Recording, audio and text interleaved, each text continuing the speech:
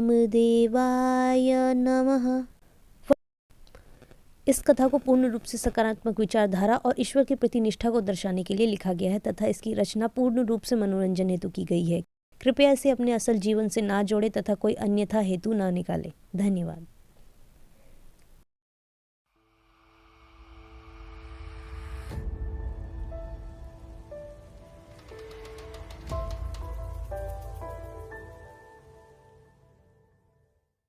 वर्षों पहले की एक शाम, चारों तरफ घनघोर जंगल में लगभग 17-18 वर्ष का एक मासूम सा युवक तारापीठ के महाशमशान में बैठकर किसी सियार को शराब और मछली सेवन करा रहा था। शाम होने को थी, उसे जल्द से जल्द घर लौटना था।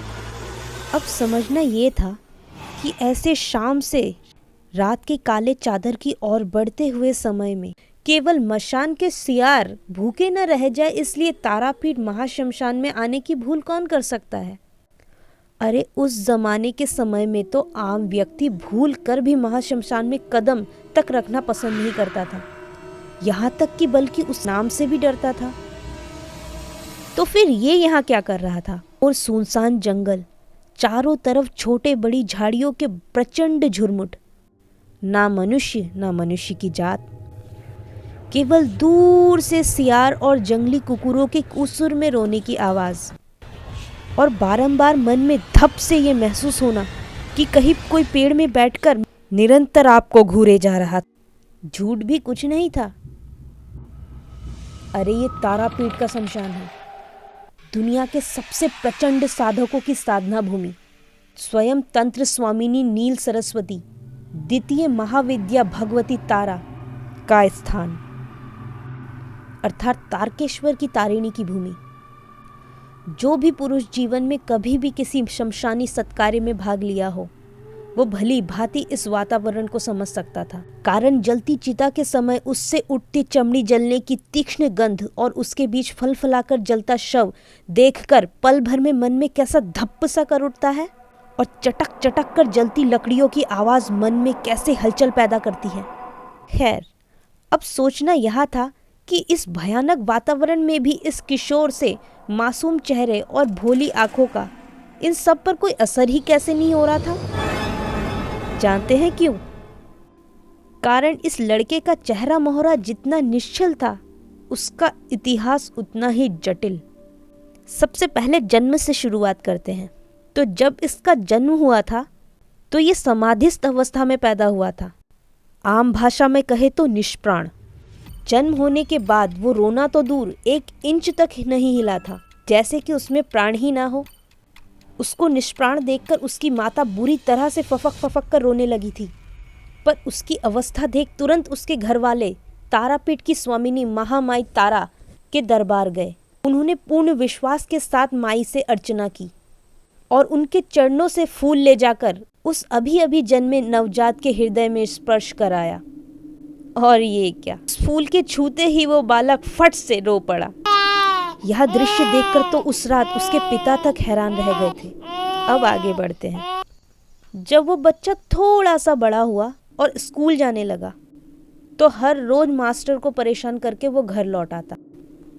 अध्यापक भी उससे बुरी तरह से तंग आ गए थे, कारण वो कभी भी अपनी स्लेट पर वो लिखता ही नहीं था जो अध्यापक उसे पढ़ाते।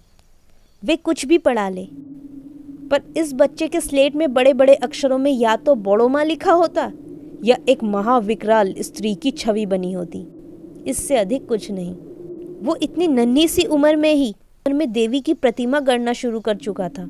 विधि विधान कुछ आता नहीं था, पर खुद ही उसकी पूजा करता और बाद में उस मूर्ति को विसर्जित कर देता।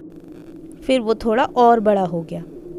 अब इस बीच उसे जो कार्य सबसे प्रिय लगने लगा वो था उसके अपने पिता के साथ शमशान जाना। उसके पिता सर्वानंद चट्टोपाध्याय एक कलाकार थे। अक्सर देवी स्तुति और ईश्वर की भक्ति के गाने गाया करते थे, जिससे उनकी आजीविका चलती थी। और हाँ, खाली समय में वो तारापीठ के महाशमशान में कभी कभी छोटी मोटी तंत्र क्रियाएं भी करते थे। अब उनके इस छोटे से पुत्र बामा की पढ़ाई लिखाई से ज्यादा अपने पिता के साथ ईश्वर स्तुति गाने और शमशान में जाकर तंत्र क्रिया देखने में रुचि थी। सच कहे तो थोड़ा सीखने में भी। वो अक्सर महाशमशान में जाकर कुकुरों और सियारों को चावल, मछली और शराब का भोग लगाया करता था। उसे ये करने में बहुत खुशी मिलती थी। कारण मैं तो क्या, वो खुद भी नहीं जानता था।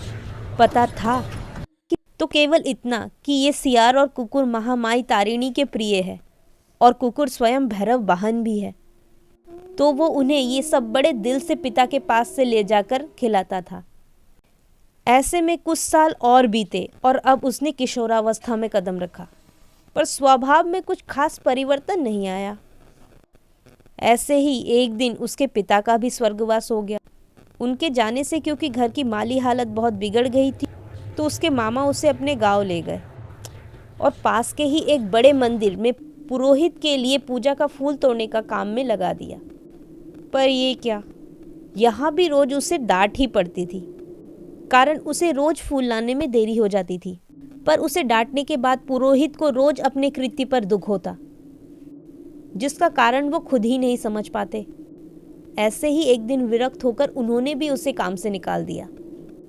पर उन लोगों को उसके देर करने का कारण नहीं पता था कि वो जब भी पुष्प तोड़ने जाता तो उन पुष्प के जरिए कोई स्त्री उससे लुका छिपी खेला करती थी, जिस कारण उसे रोज देर हो जाया करती। खैर, काम से निकालने के बाद वो फिर अपनी भूमि लौट आया। इस बार उसने अपने पिता के नक्शे कदम पर चलने की सोची, पर इन छोटी मोटी क्रियाओं से उसका मन नहीं भरता। उसे हमेशा ऐसा लगता कि कुछ तो है जिससे वो अछूता है, ऐसा कुछ तो है जो उसे अपनी तरफ खींच रहा है और उसे पाने के लिए वो तड़प रहा है। वो आज भी कुछ ऐसे ही मंतव्य से द्वारिका नदी के तट पर आया था। उम्र के साथ उस शक्ति के प्रति उसका खिंचाव और भी बढ़ता जा रहा था। आज उसने अपने बचपन की भांति पुनः एक प्रचंड भगवती की मूर्ति गढ़ी थी और जैसा उसे आता था वैसे ही उसने उसकी पूजा की। और उसके बाद जैसा कि उसका बचपन का चिर परिचित काम था, वो सियारों और कुकुरों को भोजन कराने आया था। पर ये क्या, सियारों और कुकुरों को मछली और मदिरा का भोग लगाने के बाद भी आज वो महाशमशान से घर नहीं गया। न जाने क्यों आज उसका मन उसे घर जाने से मना कर रहा था। ये भी सच था कि इस समय उसे सबसे अधिक एक मार्गदर्शक की आवश्यकता थी।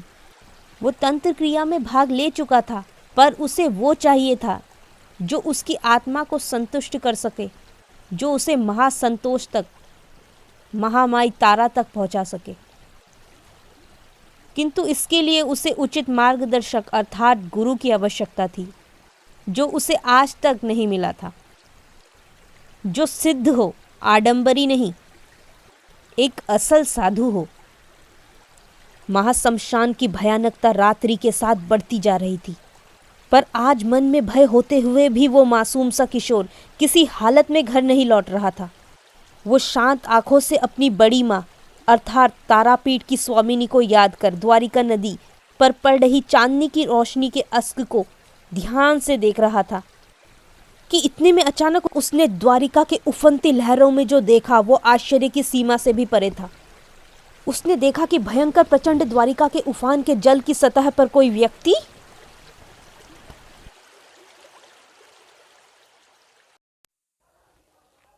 हेलो दोस्तों, कैसे हो आप सब। बहुत दिन बाद मिलना हुआ आपसे, क्योंकि मेरी तबीयत थोड़ी ठीक नहीं थी, तो आज मैं बहुत दिनों बाद आ रही हूँ स्टोरी लेके। जल्दी से आप उस स्टोरी को लाइक कर दीजिए अगर आपको पसंद आया है।